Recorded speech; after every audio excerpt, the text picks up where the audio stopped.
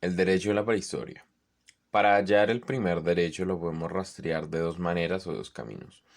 Podemos irnos por el camino espiritual, cual está relacionado con las Sagradas Escrituras, o el camino de la forma científica o académica, la cual está relacionada con los estudios como la arqueología, la paleontología, la sociología, la antropología, etcétera.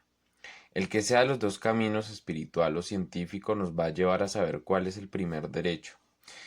Para ello, hay que partir del derecho divino o del derecho mágico, cuyas características son las reglas dictadas por una autoridad divina, el temor a lo desconocido, la existencia de un lenguaje mágico jurídico, existencia del animismo o cosificación, eterno conflicto entre lo civil y lo mágico. En el derecho, el inicio de las reglas, nómada o cementario. La base para las reglas son el lenguaje. Se organiza el ser humano, surge la sociedad, necesidad de reglas, orden, paz y organización. Recordemos que esto es lo que estudia el derecho. El derecho en la época antigua.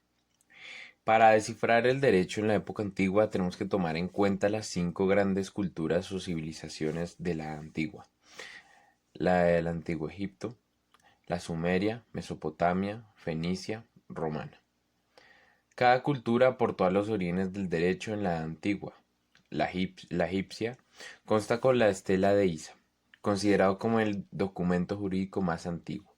Contaba con un contrato de compraventa. La Estela de Isa contaba con un documento de compraventa, con una inscripción y registro y demás formalidades. Esto nos deja ver que en esa época ya existía una normatividad civil.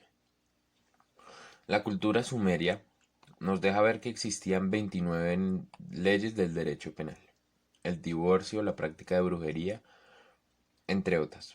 Ahí se establece el principio de la compensación pecuniaria, una prestación en la que se entrega una suma de dinero. La cultura mesopotamia tenía un conjunto de leyes que se basaban en la ley del talión, ojo por ojo, diente por diente. En Roma fue considerada como una de las culturas que más aportó para el derecho en la época antigua. Tenían textos con el origen de la mayoría de las instrucciones del derecho civil moderno. Había cuatro fuentes del derecho: el plebiscito, el senado consulto y el jus gentium. En Roma surgieron las leyes de las 12 tablas, el primer estatuto escrito de derecho positivo, conteniendo el derecho público y privado.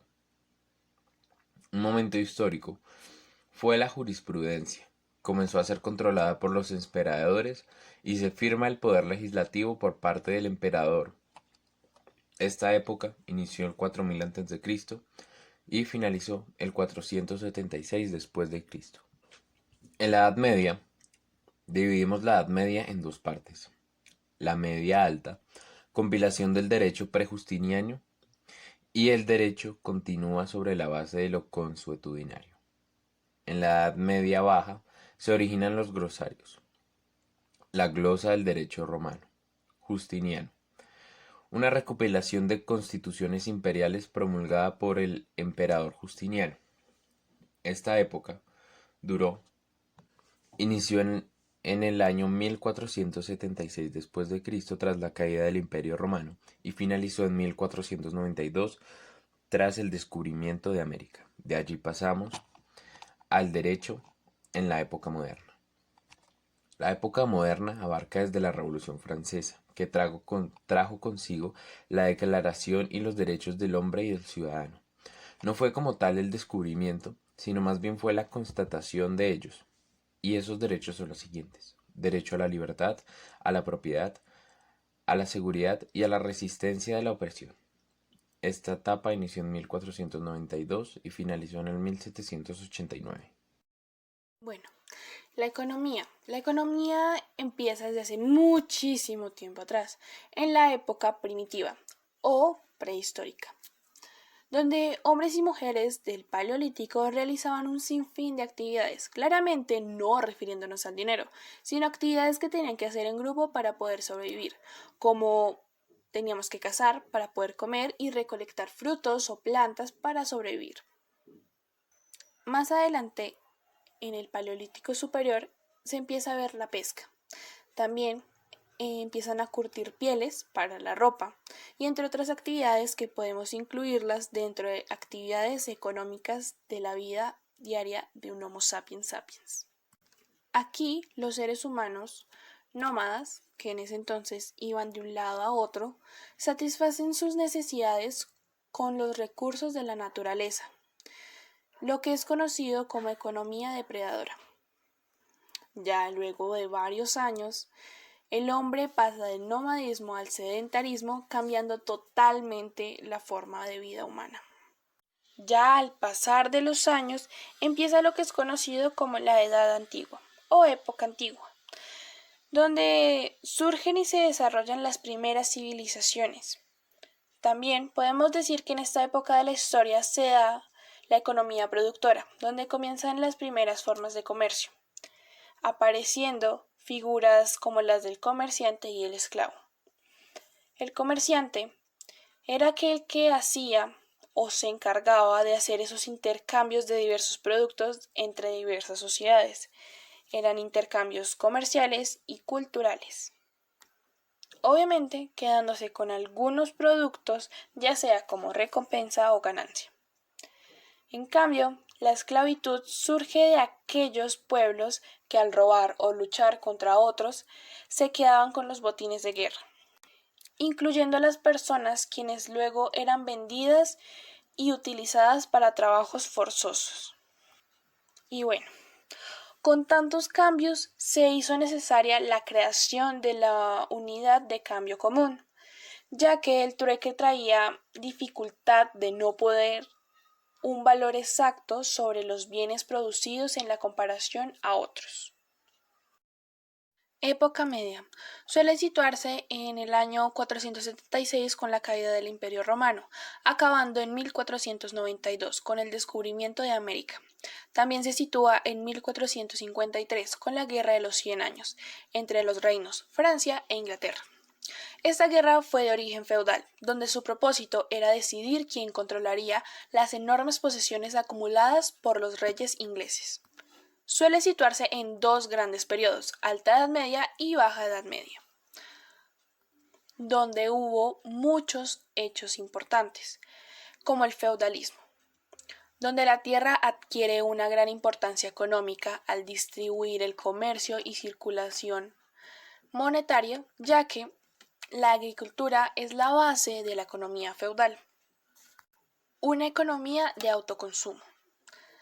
También cabe destacar que en esta época las personas trabajaban a cambio de protección, vivienda y alimentación. Pero se preguntarán, ¿para quién trabajaban? Trabajaban para los reyes, que eran dueños de todo.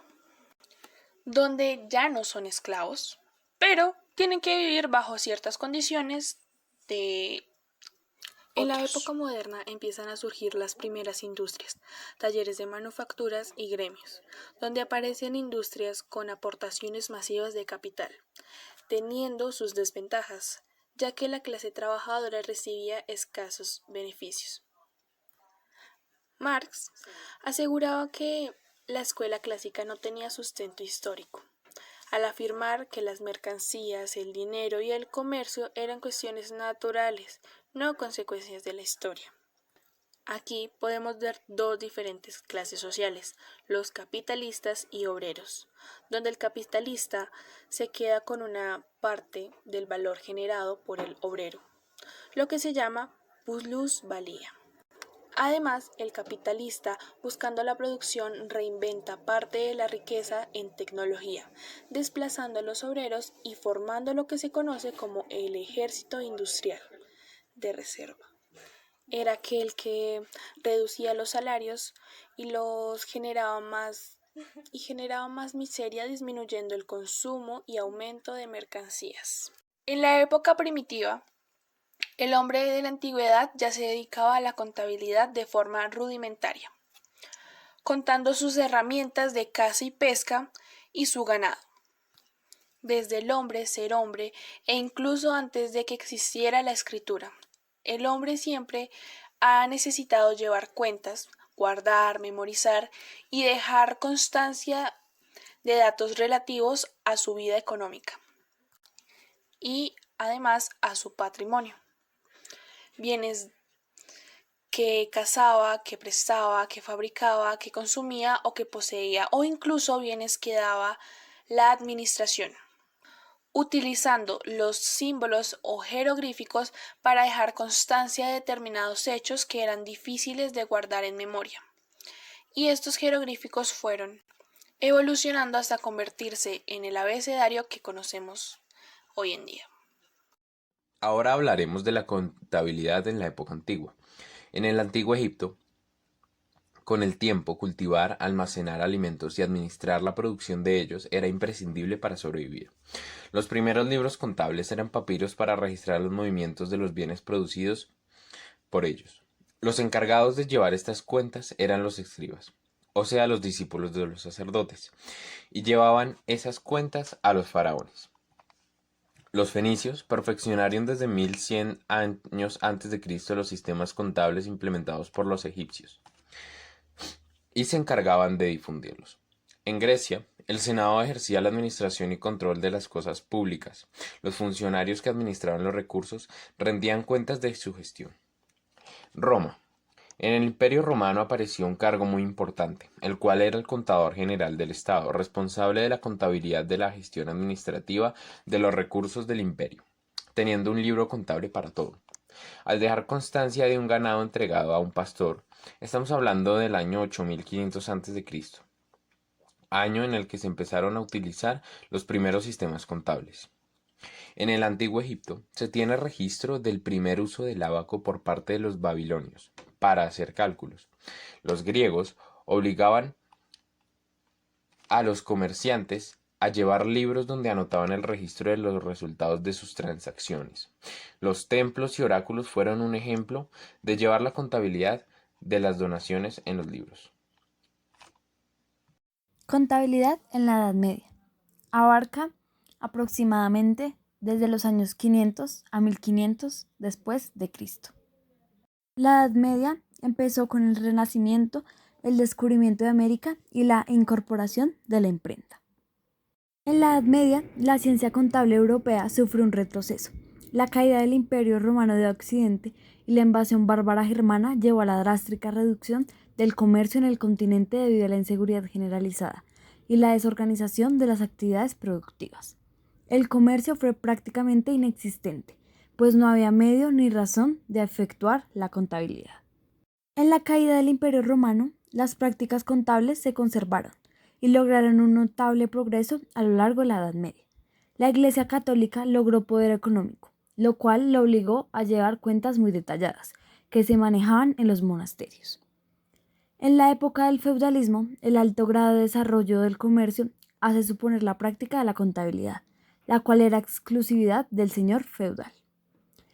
En el siglo VIII, Carlomagno exigía a sus escribanos un inventario anual de las pertenencias del imperio y el registro de sus transacciones económicas en términos de ingresos y egresos. En conclusión, podemos decir que la contabilidad en la Edad Media se desarrolló a través del tiempo con la caída del Imperio Romano, en la cual la Iglesia Católica consiguió el poder económico. En cambio, en Italia se ordenaron llevar los libros de la contabilidad por orden de los señores feudales, en la época del epicentro. Y en Francia, los hermanos Reinero y Baldofini desarrollaron términos como el debe y el haber, y se acoplaron en las columnas de pérdida y ganancia. Época moderna. Inició con el descubrimiento de América en 1492. Los primeros colonos se encargaron de hacer un recuento contable. Esta acción fue uno de los primeros aspectos que se incorporó entre el mix de culturas de la unión entre España y América Latina. El descubrimiento de América Tuvo desde principios a varios funcionarios encargados de recoger en sus libros el costo de la expedición, los recursos y las riquezas encontradas, además de los bienes recolectados. Época prehistórica en la administración, desde los inicios hasta el año 4000 a.C. Con el final del nomadismo y el inicio de la agricultura por el año 10.000 a.C., comenzaron los seres humanos a amontonarse en pequeños núcleos sociales. Estas tribus comenzaron a demandar cada vez mayores servicios. Los hombres de entonces tendían a especializarse en diversas actividades, como cazar y la recolección de alimentos. Las actividades fueron asignadas en función a la capacidad y estatus de cada individuo. Las primeras formas de organización social se denominaron hordas. Las hordas eran bandas de individuos cazadores y recolectores. Estaban conformadas por entre 20 a 40 individuos y tenían a la persona más fuerte como líder. El líder de cada horda era el que decidía si unos cultivaban la tierra, otros cuidaban del ganado, otros preparaban los alimentos y otros fabricaban las herramientas. Estos esfuerzos combinados dan lugar a asentamientos mejor preparados para la supervivencia y a la vez demanda aún más tipos de especializaciones. La organización, por tanto, es la virtud clave que permitió a los pueblos primitivos perdurar hasta las complejas sociedades de hoy en día. La administración en la Edad Antigua, desde el año 3300 a.C. hasta el año 476 después de Cristo. Esta época empezó por la invención de la escritura. También se descubrió el fuego y la rueda gracias a la evolución del hombre, y esto dio paso a las antiguas civilizaciones, que aportaron lo siguiente a la administración. Egipto.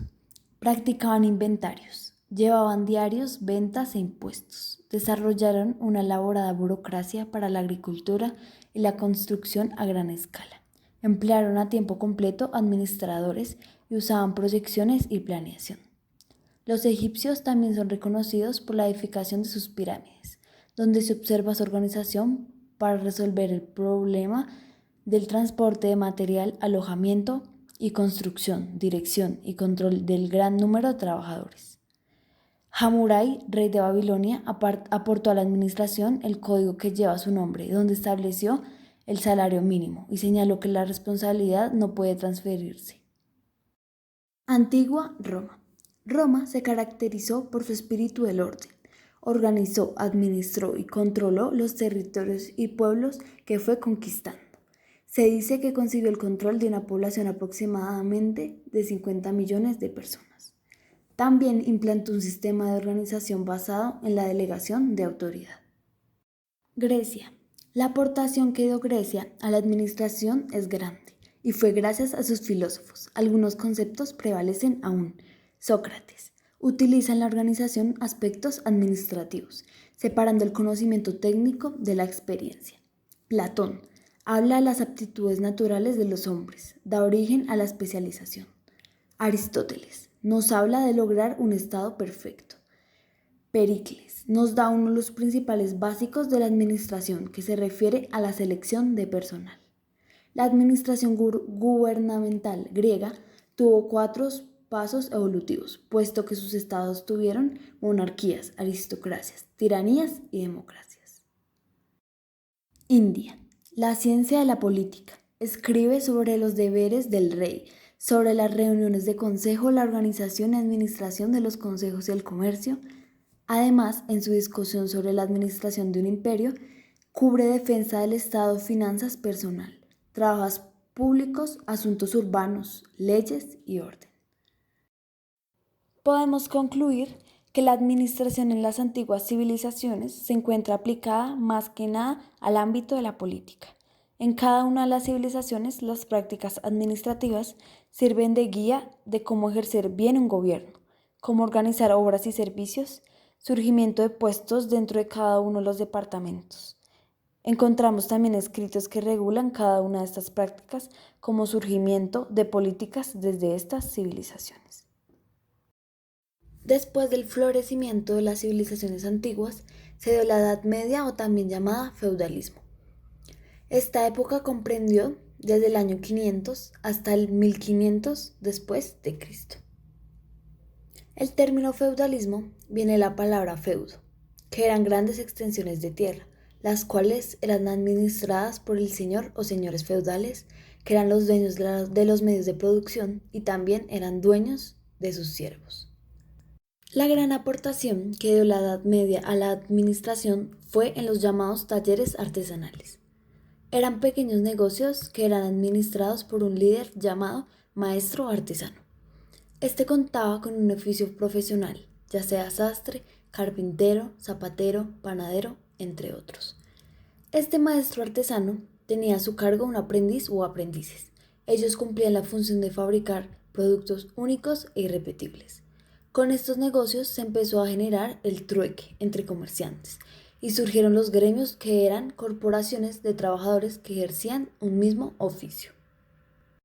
La Revolución Francesa le dio un gran avance a la administración, ya que por ello los burgueses se volvieron empresarios y así surgieron las empresas, donde su producción cambió de ser a productos únicos y repetibles a ser una producción masiva y en serie. Para continuar, en el siglo XX se crearon las primeras escuelas administrativas para satisfacer esa necesidad de producción. Habían dos tipos, una clásica y una científica. La escuela científica, a diferencia de la escuela clásica, era mucho más detallada y sus temas administrativos iban a profundidad. Estas escuelas dieron paso a que la administración se considerara como una ciencia y también como un oficio esencial para cualquier empresa o trabajo. La administración en la Edad Moderna o contemporánea, desde 1789 hasta el día de hoy. Esta época inició con el fin de la Revolución Industrial. En el siglo XX y XXI surgieron más escuelas administrativas, las cuales son clásica, científica, relaciones humanas, neo-humano o relacionista, estructuralista, sistemas y cuantitativa o también llamada matemática. Con estas escuelas, las empresas continuaron con su evolución, cada vez más amplias, con una mayor organización y control económico y social. Al inicio de esta época, surge en Austria un movimiento administrativo conocido como cameralistas, que trató de mejorar los sistemas administrativos usados en esa época. Pusieron énfasis en el desarrollo de algunos principios administrativos, como lo son, primero, el de la selección y adiestramiento del personal. Y segundo, especialización de funciones y el establecimiento de controles administrativos. En todos esos años se vio que la administración es una ciencia esencial y que sirve para todo. Las aportaciones de la administración en este sentido son la globalización económica, modelos administrativos, comercio electrónico y alta tecnología. Y por último, en 1776, Adam Smith anunció el principio de la división del trabajo. Con esto podemos dar fin a nuestro tema.